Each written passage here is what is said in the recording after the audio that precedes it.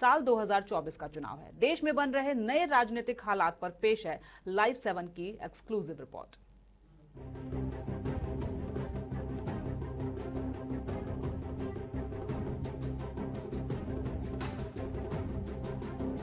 पांच राज्यों के चुनाव परिणामों के बाद सिर्फ 3 राज्यों राजस्थान, पंजाब और छत्तीसगढ़ में कांग्रेस की सरकार है। इसके अलावा 3 राज्यों महाराष्ट्र, झारखंड और अब तमिलनाडु में उसके गठबंधन की सरकार है।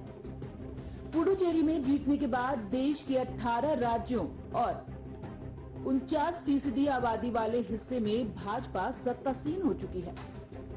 अगर कांग्रेस के गठबंधन वाले राज्यों की सरकारों को छोड़ दें तो देश में भाजपा के बाद सबसे ज्यादा राज्यों में प्रशांत किशोर यानी पीके प्रबंधन की सरकार है।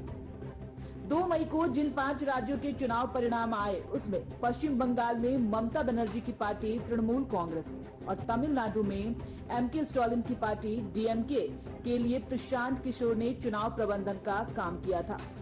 उनके हिसाब से दोनों पार्टियों ने रणनीति बनाई, उम्मीदवारों का चयन किया, चुनावी मुद्दे बनाने से लेकर धारणा प्रभावित करने वाले मुद्दे पर पार्टी की लाइन पीके ने तय कराई।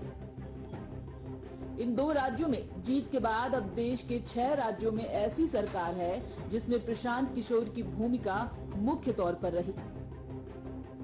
इससे पहले पीके ने दिल्ली के विधानसभा चुनाव में अरविंद केजरीवाल की मदद की थी। उन्होंने ही लगे रहो केजरीवाल का नारा दिया था। इस नारे ने दिल्ली में केजरीवाल के प्रति धारणा बदलने में बड़ी मदद की थी। हालांकि बाकी राज्यों की तरह दिल्ली में वे पूरी तरह से आम आदमी पार्टी के लिए चुनाव प्रबंधन नहीं संभाल रहे थे, लेकिन उन्होंने अरविंद केजरीवाल को लगातार तीसरी बार शानदार प्रदर्शन करने में बड़ी मदद की। उधर उद्धव ठाकरे आज महाराष्ट्र के मुख्यमंत्री हैं, तो उसमें बड़ा रोल प्रशांत किशोर का रहा है। उन्होंने उनके लिए चुनावी रणनीति बनाने के साथ साथ उद्धव को इस बात के लिए तैयार किया कि वे चुनाव के बाद भाजपा को छोड़कर कांग्रेस और एनसीपी के साथ सरकार बनाएं। उससे पहले उन्होंने लोकसभा चुनाव के साथ हुए आंध्र प्रदेश विधानसभा चुनाव में वाईएसआर कांग्रेस के लिए चुनाव प्रबंधन का काम किया था और जगन मोहन रेड्डी को मुख्यमंत्री बनाने में बड़ी मदद की थी। उससे भी पहले पीके ने साल 2017 के विधानसभा चुनाव में पंजाब में कैप्टन अमरिंदर सिंह के लिए चुनावी रणनीति बनाने का काम किया था। प्रशांत किशोर पिछले 10 साल से भारत में चुनाव प्रबंधन का काम कर रहे हैं और 9 चुनावों में से सिर्फ एक उत्तर प्रदेश विधानसभा चुनाव को छोड़कर हर बार सफल रहे।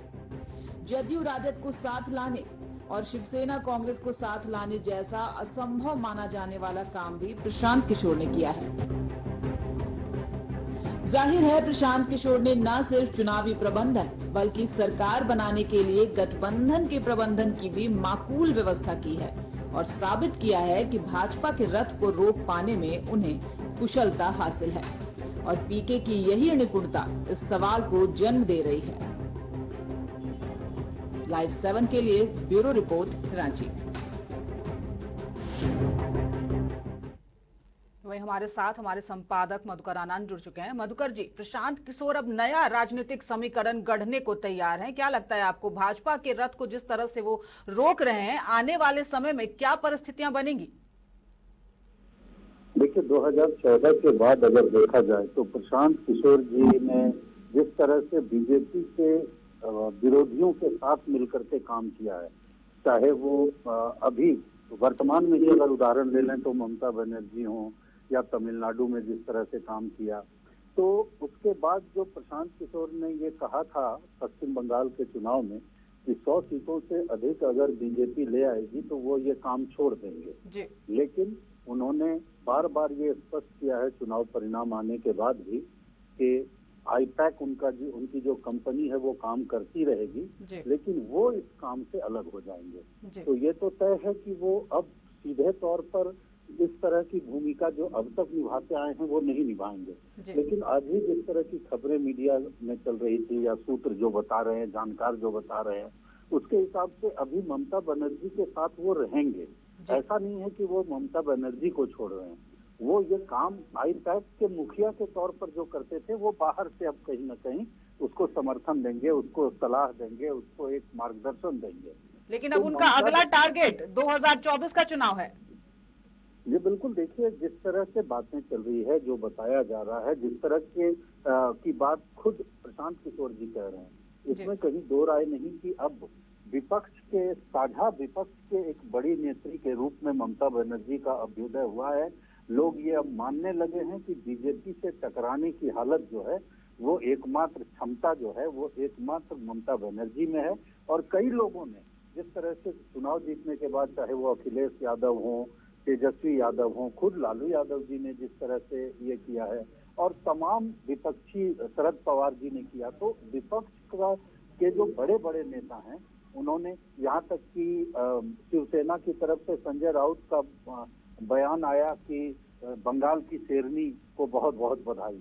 तो ये सब बातें राजनीति में बहुत महत्व रखती हैं और ये सब बातें बताती हैं कि विपक्ष की साझा नेता के रूप में अगले लोकसभा चुनाव में इनका अभ्युदय हो सकता है। और खुद मोदी जी ने ही चैलेंज कर दिया है इनको कि आइए बनारस से लड़िए। अब वो चैलेंज कहीं ना कहीं प्रशांत किशोर उस चैलेंज को कैसे